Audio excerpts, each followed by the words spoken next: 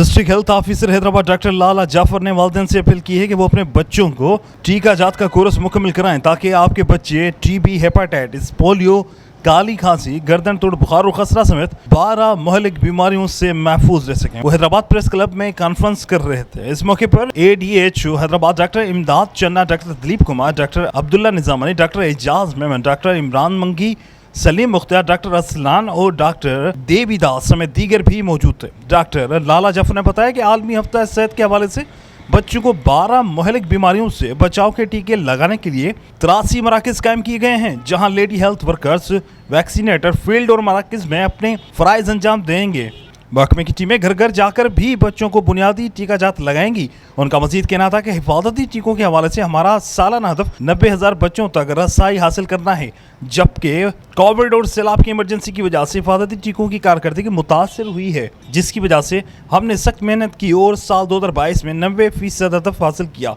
इसी तरह साल 2023 के पहले 3 माह में हमारा हदफ 95% तक हासिल हो चुका है और इन अहदाफ को हासिल करने के लिए महकमा सेहत हुकूमत सिंध ने बड़े सेंटरों की तोसी करके 24 घंटे की सहूलत अस्पतालों में मुयस्सर की है और इसके साथ ही हर टीका लगवाने पर मोबाइल के जरिए वालिदैन को 270 रुपये का बैलेंस रिलीफ के तौर पर भी दिया गया है।